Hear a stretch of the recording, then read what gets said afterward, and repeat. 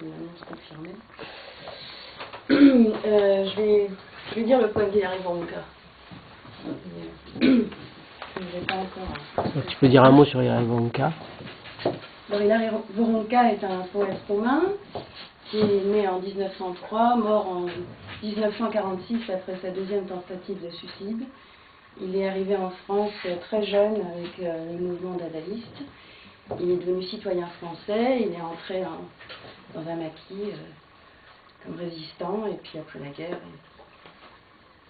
Dieu sait ce qui s'est passé dans son esprit. Et je vais dire de lui, sous la lumière rouge de la lune.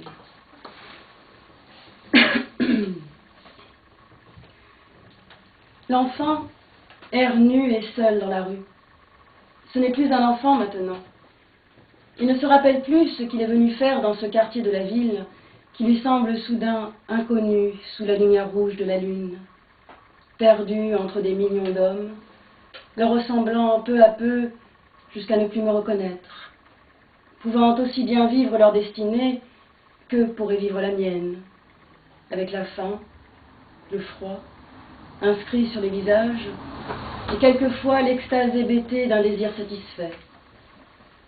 Ce n'est pas moi qui ai su faire un outil de mon corps pour dresser dans la mémoire des hommes ma statue. Une montagne, une mer ont suffi pour remplir mes poches. Dans les villes, mon ombre a fui craintive dans les égouts.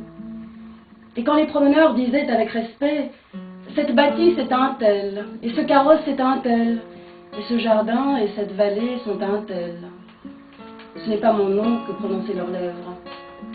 Et moi, qui n'ai jamais rien eu, comment pourrait-on se souvenir de moi?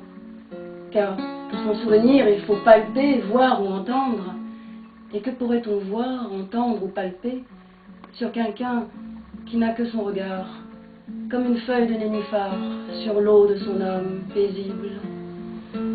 Il y en a certes qui font des actions méritoires, des capitaines qui conduisent des hommes au combat, et si un seul parmi ceux-ci échappe à la mort, il porte témoignage pour la vaillance du chef.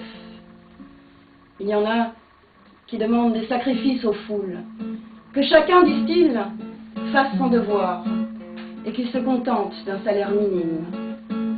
Ceux-là, on les nomme bâtisseurs d'avenir. Leur pouvoir est grandi non seulement des machines, des bêtes et des pierres, mais des hommes aussi, qui font partie de leur avoir. Pour avoir une identité, il ne suffit pas d'avoir 2 bras, 2 jambes, 2 yeux, un nez, une bouche. Il faut que quelque chose qui vous appartienne soit en dehors de vous. Une terre, une maison, une forêt, une usine, ne serait-ce qu'une petite échoppe de cordonnier. Une écurie de course ferait très bien l'affaire, mais il ne faut pas viser trop haut. Un troupeau de brebis et même quelques volailles ferait très bien l'affaire. Car l'homme, avec ses angoisses et ses soifs d'infini et si peu de choses, que pour qu'il puisse susciter l'estime, il doit s'adjoindre quelques bêtes ou quelques pierres inertes, s'entourer de l'autorité d'une grange ou d'une carrière de sable.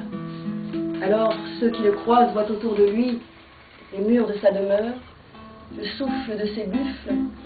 Alors sa figure s'augmente de tout ce qu'il possède, et les hommes s'en souviennent.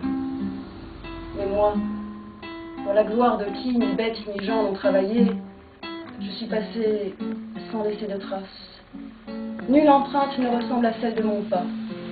Les initiales ne sont gravées ni sur l'écorce des arbres, ni sur les croupes du bétail. Ah, j'ai peut-être été entraîné dans ce passage terrestre, comme un qui se trouve involontairement mêlé à quelque histoire honteuse. Il valait mieux que je fusse méconnu, que personne ne puisse dire qu'il était comme cela. Non, rien de particulier dans ce visage. Je n'ai été ni champion de force, ni chanteur, ni meneur d'hommes. Quelle chance d'être passé inaperçu. Et quand les juges chercheront les noms, ils ne trouveront le mien ni dans les cadastres des mairies, ni parmi les titulaires de chèques, ni parmi les porteurs de titres. Non, pas même sur une pierre ou sur un morceau de croix. Quelque part, se mêlant aux blancheurs d'un ciel bas, mes os seront pareils aux herbes arrachées.